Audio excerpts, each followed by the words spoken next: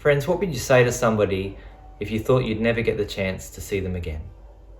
What piece of advice would you give to them to help them in life if you had just a few brief moments and just a few sentences? These letters from Paul were his last correspondence to Timothy, and possibly his last correspondence to anyone prior to his death. To get a clear sense of what Paul is writing here, it's helpful to know who he's writing to. So who was Timothy? Luke tells us in Acts 16 that Timothy was solid in the Jewish faith, and he had strong training in the Hebrew scriptures through his mother and grandmother, and actually becomes a Christian after Paul's first missionary visit to Lystra. Timothy accepts the salvation of Jesus through the witness of Paul. And in this salvation encounter, this life transformative moment, a bond is created with Paul, a connection is forged. By Paul's second visit to Lystra, Timothy is now a respected disciple of Jesus and held in high esteem in his hometown. Their relationship grows, and Paul is both a mentor and father figure to Timothy. When Paul invites Timothy to be his missionary assistant with Silas, Timothy doesn't hesitate to join them. Timothy is complex though, like most of us.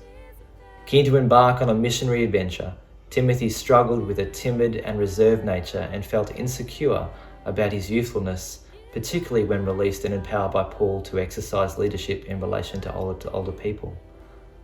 Perhaps there's some of us who may relate to this. Where others may have dismissed him, Paul saw Timothy's potential. He encouraged him, he instructed him, he involved him in opportunities to serve and lead. Even when Timothy failed in getting the Corinthians to deal with issues in their church, Paul continued to believe in Timothy and train him. Friends, are we being encouraged, instructed, and given opportunities to serve and lead? And are we doing this for others? We see in Paul's letters that he says to Timothy, "Fight the good fight. Just as I have fought the good fight, follow my example." And we're not talking about boxing, MMA, or arguing with somebody about who's got the best football team. It's one thing to fight, and in the Greek, fight here means to contend, to strive earnestly, to give your all for something. It's one thing to fight, and it's another to fight the good fight. The Greek here is kalos, which means the good or beautiful fight. We are called to fight the beautiful fight. This almost seems like an oxymoron. Can there be beauty in fighting? Or rather, are we fighting for something beautiful? Are we giving our all to create something beautiful? What are we fighting for? For Paul, the what of our lives is central. When we look at our lives, the things that prick our emotions, that get us hot under the collar, get our blood boiling, things that matter to us, what are those things to you? Because when we don't have a noble, good, and beautiful cause, something greater than ourselves to care about and commit our lives to, then we start caring about the things that don't really matter at all, the inconsequential stuff. What do we pour our lives out for? What do we invest our time, our money, our energy, and our focus in? Paul says to Timothy, everything that I am, everything I was and ever will be, everything that I have, I stand for, is offered in service to God. Friends, is that the picture of our lives? Are we fighting the good fight, fighting for a noble cause? Or are we fighting with each other?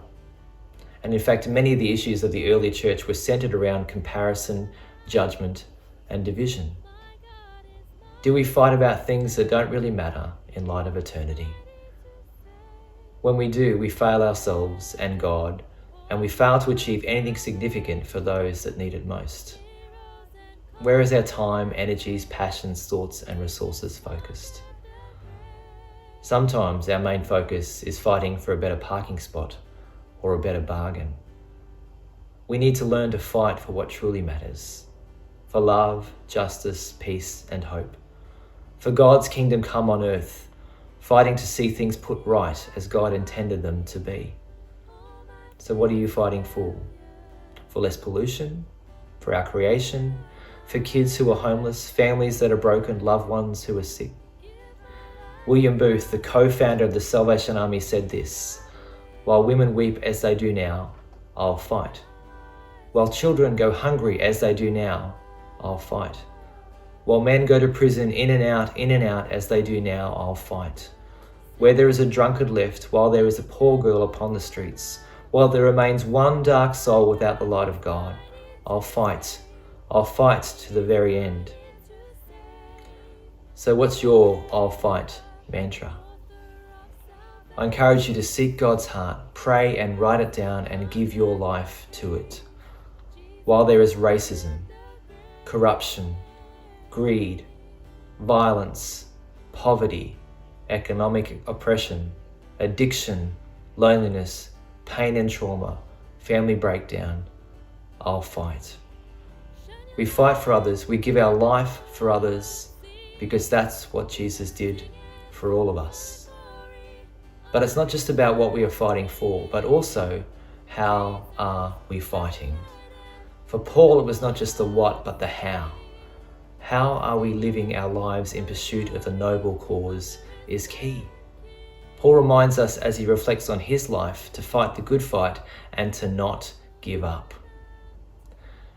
Recently I was watching a documentary, and in this documentary it was about sport, and there's a team in the NBA called the Detroit Pistons, and they were a formidable team a couple of decades ago. And in this documentary it actually had the Detroit Pistons lose this finals game, and they walked off before the game was even over. They were losing, they had lost, and with seconds still on the clock, they simply walked off. This was a real sign of really bad sportsmanship. And this team was not only notorious for that action, but they were notorious for playing at whatever cost to win the game. They would foul, they would do all sorts of things beyond the rules of the game, simply to get ahead. For Paul, fighting well does not involve fighting badly. Fighting well involves persevering, following what is right and good every chance we get. The importance of seeing things through and giving your whole self to it. I wonder who's like that. Who starts things and then actually sees them through? Fighting well is about faithful endurance. And Paul reminds us that it's one thing to start and it's another thing to finish. Our modern world in some ways is rife with the easy out mentality. Forget this, it didn't work out as I expected, so let's just move on to the next thing. We don't want to spend time fixing anything because it's so easy and simple to replace it. We don't want to wait for things when we can have them instantly. We don't want to endure hardship if it can be pain-free, or the long road if there's a shortcut. The other day I was at Mum and Dad's place, and she was cooking a corned beef roast, and she was cooking it in this slow cooker. And a slow cooker is something that you seem to be able to put meat and other stuff into, and it cooks obviously slowly over time, and you can leave it for hours, if not days on end, I think. And the meat, when it's cooked in a slow cooker, is just beautiful. It's tender, it's flavoursome, and it just seems to be the best way to actually prepare food. Friends, I think when we approach life itself, we need to approach life almost as a slow cooker and not like a microwave. I read this quote the other day, and it said, "Dead last is greater than did not finish, which trumps did not start." Friends, life is not a competition. It's not about who's the best and who finishes first, but rather a journey of faithful endurance that we undertake with others. And Paul encourages us, as he did Timothy, to persevere in our relationships, in our ministry, with our children, through tough times, in our recovery from addiction, in our prayers, in our giving, in our love for those who reject it and oppose us. Life's a slow cooker, not a microwave.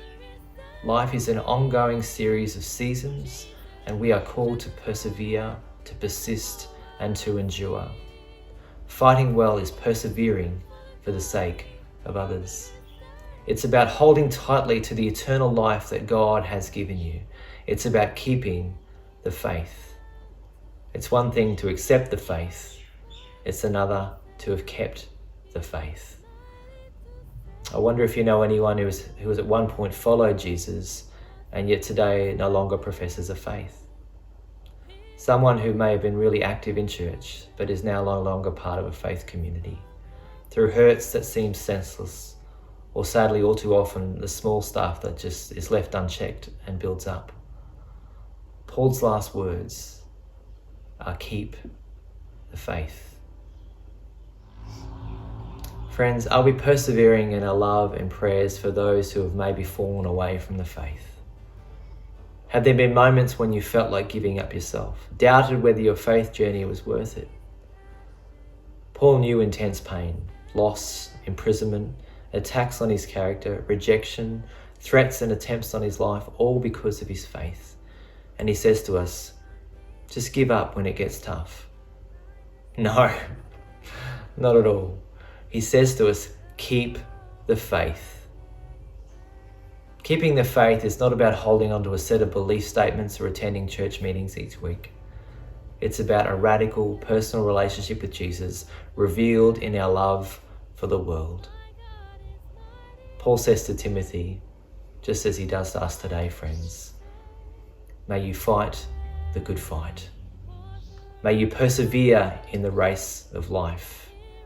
And don't just accept the faith, but keep the faith and trust in God always.